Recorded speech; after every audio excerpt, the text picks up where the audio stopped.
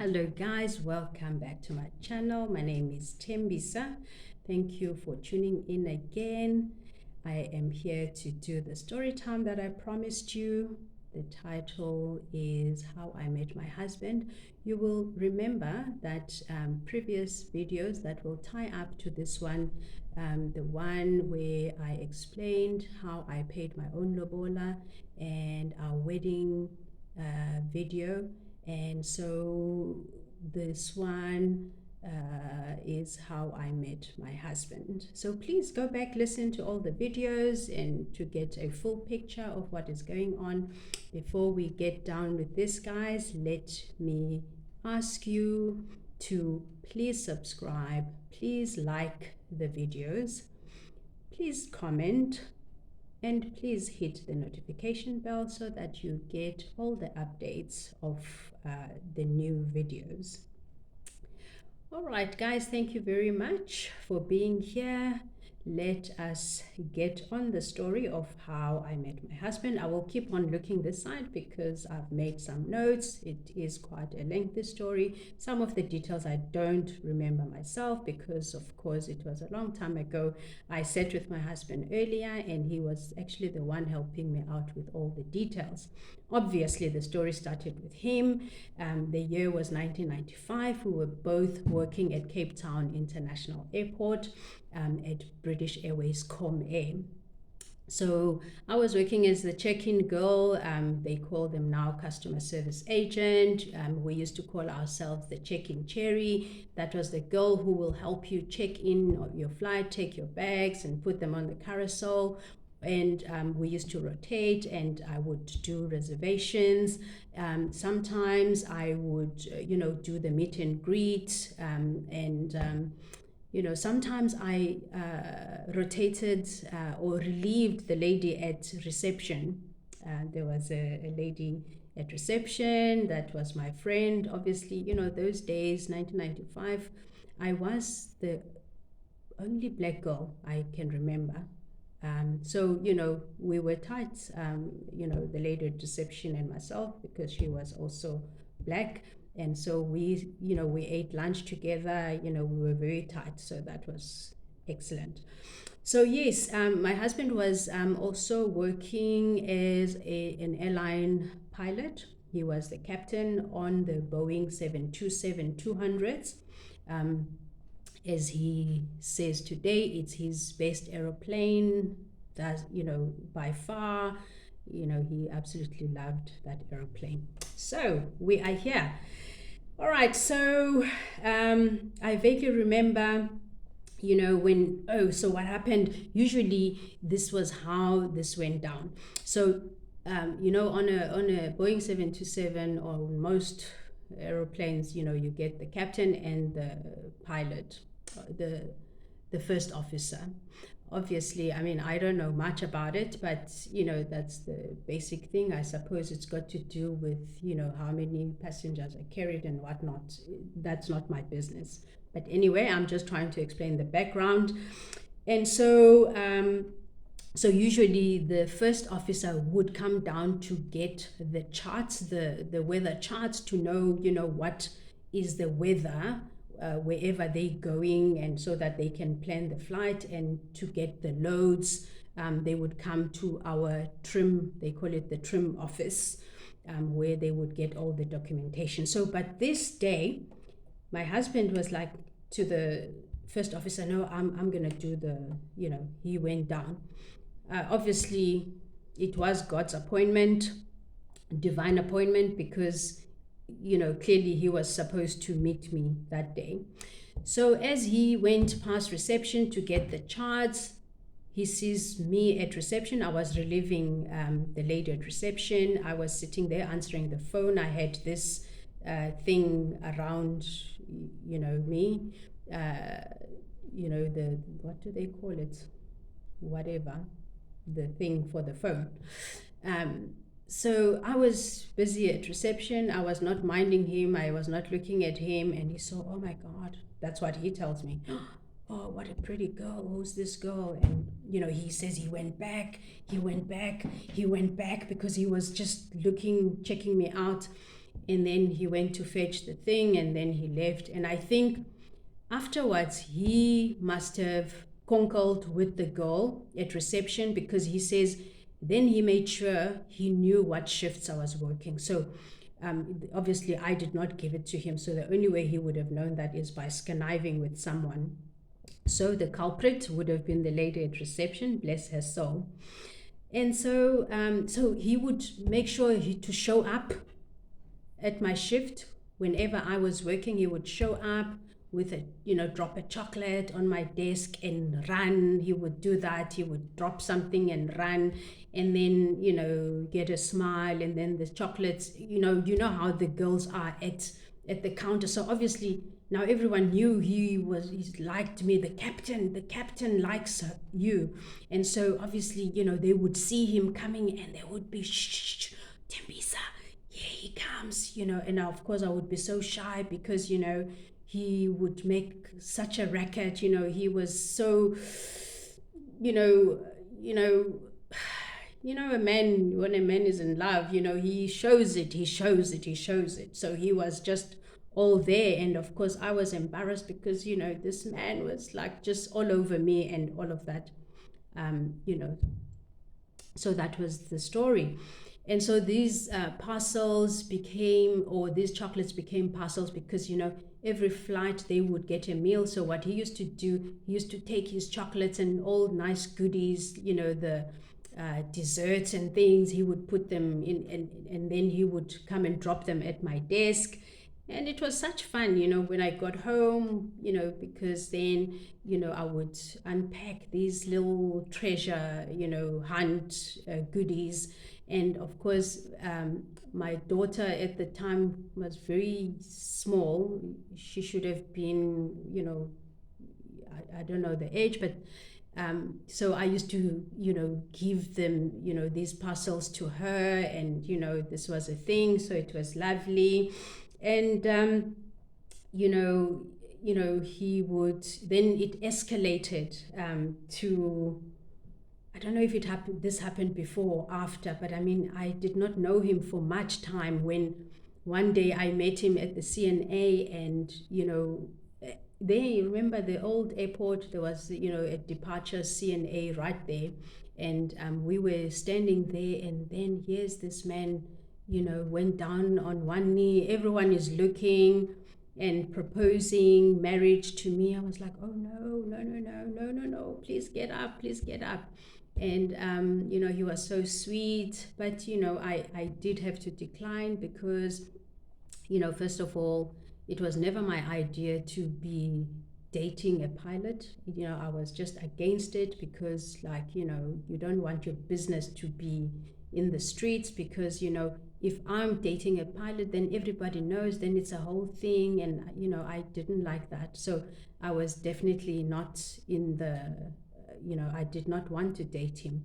So luckily, as God would have it, I was now leaving to go to Sanlam. As young people, you work for a few years, and then you get bored, and then you want to move on. And then for some or other strange reason, I wanted to go to Sanlam. And it wasn't strange, because of course God knows and orders our steps. And I've been with Sanlam for 19 years now, and I literally just resigned on the 31st of July this year, after 19 years of service.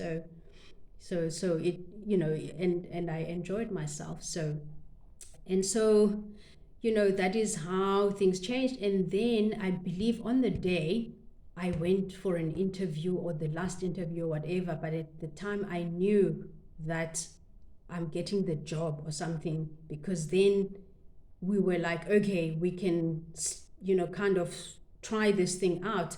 And then he started now coming to visit me at Sanlam, and and then we started going out. And he would come down to Cape Town.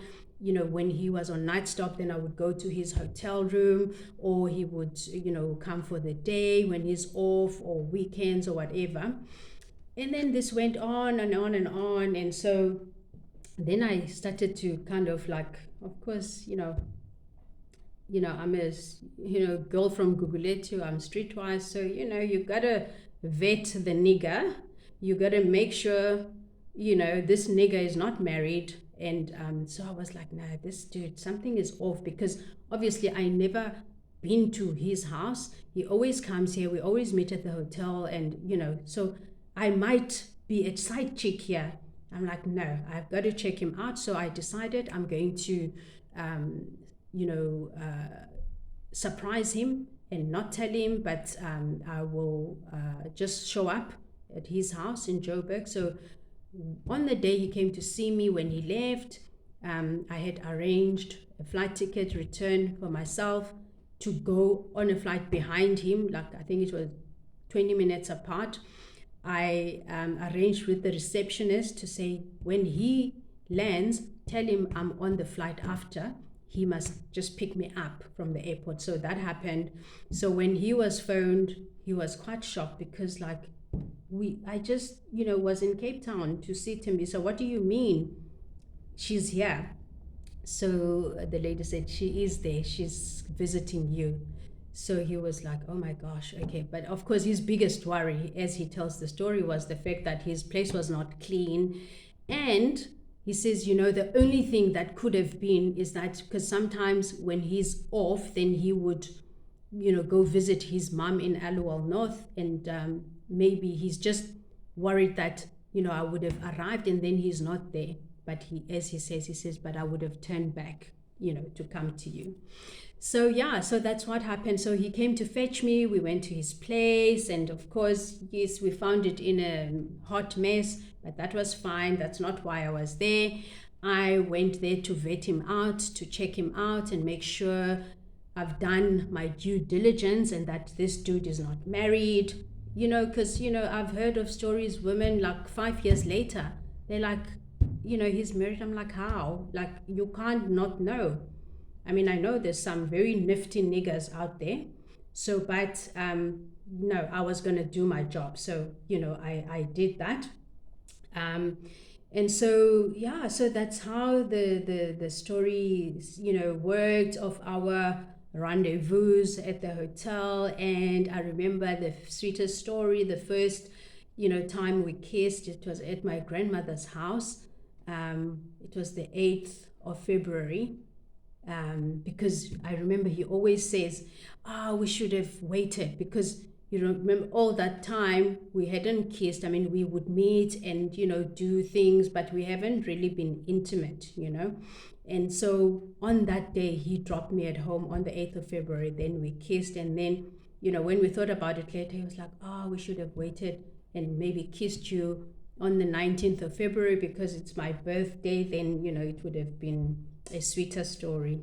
He's just cute like that. So yeah, I'll never forget the first time my grandmother met him, when he dropped me in Gooks in the morning. It was about 7 o'clock in the morning. My grandmother was sweeping outside, and so she looks at me, at this car coming, and she says, it's me. And she says, this man, according to my grandmother, the white man. And she looks, oh my God, this grandchild of mine, what on earth is she up to now? And she was like, oh. That is literally the only reaction that we got from her. She was just clapping hands. But let me tell you, him and my husband were tight like this, even when we were going out.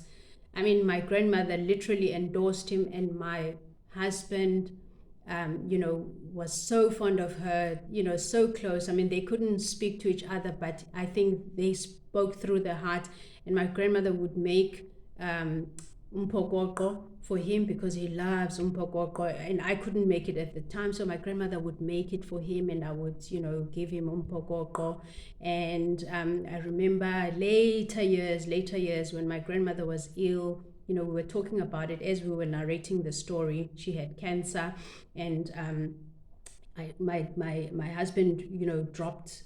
We used to take her to Grooteskier, and I was like, where was I? Probably, I'm thinking now, I was probably working and arranged for him to take my grandmother to Grooteskier. So they were just so close, and it was just too sweet. And yeah, so that was my story. And let me not forget this. So, of course, my husband had a work dress sense. I mean, of course, when he was working, he looked stunning. I mean, he was the sexiest, the everything, because he was on his pilot's uniform with the cap, men in uniform and all of that. I mean, he looked spiffy. He looked, you know, you know, but when he was out of his work clothes, girl, when he was out of his work clothes, let me tell you, you wouldn't want to be seen with him. Let me tell you as well, his dress sense has not changed since. But you know what? We move because I love him. I loved him then. Even then, as a young girl, I think, if I was so vain, I would have been like, oh no, I can't be seen with this man wearing butter toffees and some funny shirts. But you know what? You go deeper, you look for substance. And thank God for his wisdom that I stayed because of the substance, because I was looking for something deeper than skin deep. And I found it, and I'm glad. And as I say, even today, my husband is not bothered, with clothes and stuff. Literally, if I tell you, he only owns 2 pairs of pants, and as you see him, he wears, like, he's still wearing his pilot shirts, the white pilot shirts, because he is just like, when it comes to fashion. But you know what? I'm done with. I mean, even today, if we go to black tie affairs, I don't bother anymore. I used to fight with him and say, oh, put on this, whatever. And I've stopped because I realized this is him. Let him be. He's happy. I'm happy. Dress, whatever, is something. And, I feel like, people, of course, they would see, that, hi, bo, this man, why, he's wearing and this girl, what's the connection? But you know what? I couldn't be bothered. I couldn't care, because you know why? Even today, because I know what I've got, and I don't have to contend with what people think and say, because I know when I go to sleep at night, I'm secure, I'm happy, and I'm not going to be bothered by him not, wearing this or that. It's, besides the point. So, yeah, that was the story. And so I cannot even remember, how I connived to actually get to Joburg on a flight after him not knowing.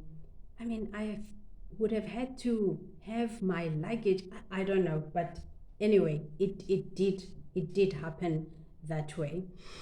And I'm just so grateful that God himself delivered this man just for me, wrapped in love, faithfulness, and grace. I'm just so lucky, and I'm sure, I know he is equally sharing my sentiment. And that is our love story, guys. And I always tell my girls that, girls, don't be mesmerized by a guy wearing Breitling watches and Gucci's and Louis Vuitton. No. Those things don't last forever. You go deeper, okay? Don't be put off if a guy is not, looking the best. Talk to him. Get to know the heart, the person. Guys, there are such stories, such beautiful stories I would like to share with you, and I will share them with you later on as we get closer in our YouTube family. Just to, share some really, beautiful, intimate things about this love story of ours. But I'm thankful, and I want to close this video now because the last one shut down on me, so I don't want it to go higher than 20 minutes. I see it's going to, But thank you very much. Please like, subscribe, share this video, comment, and hit the notification bell. Thank you very much for being here again. Please look out for my next videos and have a wonderful day. Thank you. Goodbye.